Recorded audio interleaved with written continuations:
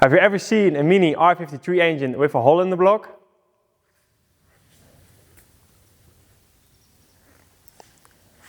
Now you have.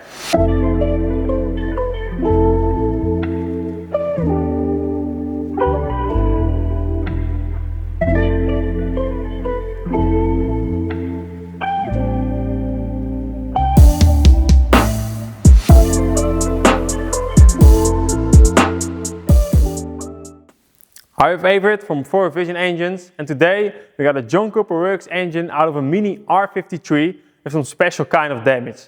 As you can see, there is a big hole in the side of the engine block caused by the connecting rod or connecting rod bolt to fail. So we're gonna completely disassemble the engine, see what's all repairable and what's all completely trashed. As of the head, I still don't know yet if it's in good rebuildable condition or it's completely broke because of the piston coming up and never comes down again. So maybe it slams into the valves and into the head, but we're gonna see.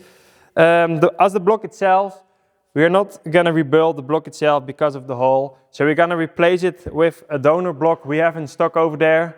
But before we start doing this, I wanna first do a quick look with the endoscope to see what parts are all in the sump, and maybe if we can get a clear view upside how the piston looks and how the connecting rod looks. So I'm gonna quickly catch my endoscope. So as you can see, it's basically a camera with an extension, and on the top on here there is the camera integrated with a light.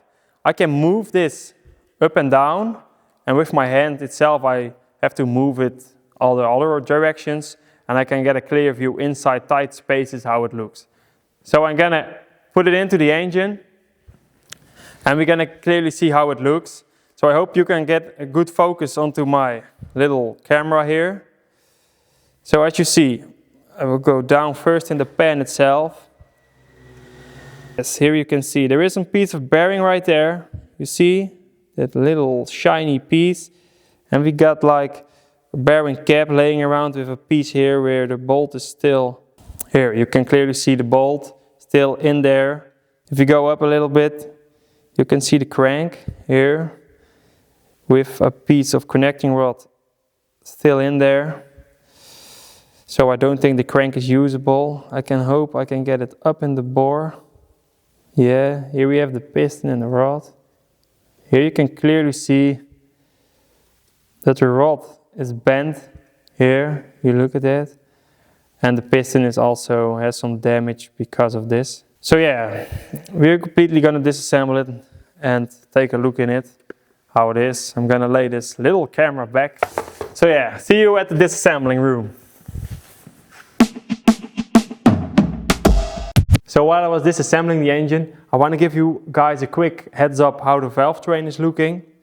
As you can clearly see, the valve train is in pretty good condition. There's no debris in here considering the damage the engine has. But we're gonna continue digging into it and get a head off and take a look at how things look there.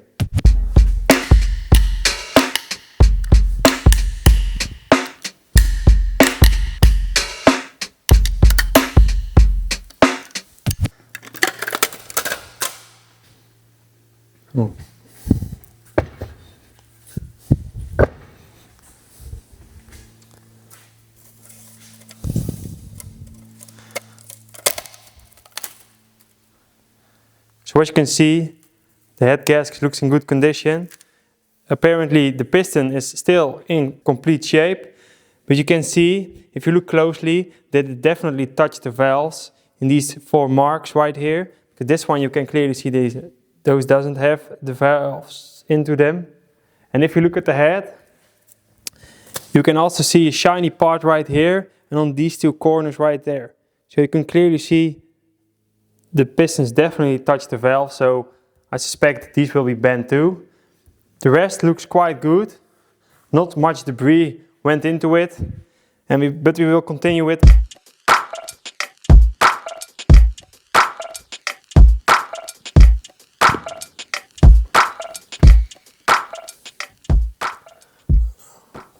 So if you look into it, here you got bearing material, piece of connecting rod. Here we have, if I can get it, definitely the complete cap. And there is a lot of debris in here. Another piece of connecting rod. So I loosened up the connecting rod bolts. Take a look at it. Take a clear look how the connecting rod bearings look. You can clearly see there is some debris went through it because of the light scratching there is in there. But for the rest, they look quite decent. It looked like it is a ACL bearing in it. So there's a race bearing in it at standard size. So the crankshaft is a standard size. As we go get a look at the crankshaft itself. So this crank journal of cylinder 2 looks in good condition. I suspect cylinder 3 and 4 is also in good condition.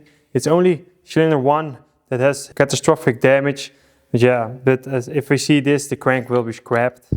So I'm gonna remove piston number 2 and 3 now. My tapping device. There's like a rubber, so I don't damage the connecting rod.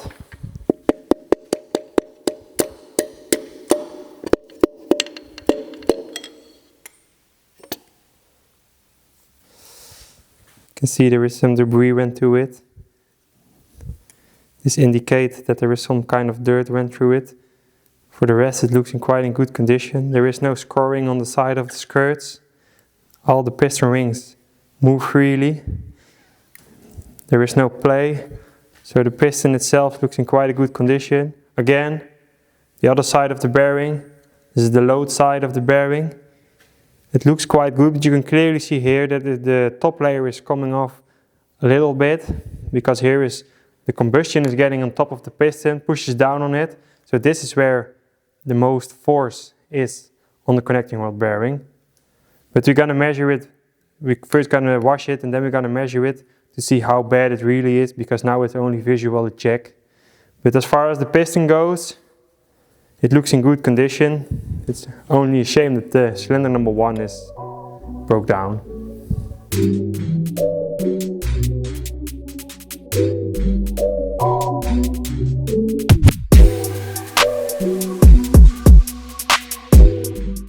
So look at this. Here, on top of the crank, this is cylinder number 1, where the catastrophic failure is. You can clearly see the big dent in it. And all the bumps it went through it. Here you have the hole in the block. You see here, if my fingers come through. I will get cylinder 4 disassembled, piston out, connecting rod out. Then we can get the crank completely out. Then we can do a full inspection of the crankshaft, full inspection on the block. Then we know what's all really broke down. Then we're gonna wash it, measure it, go from there.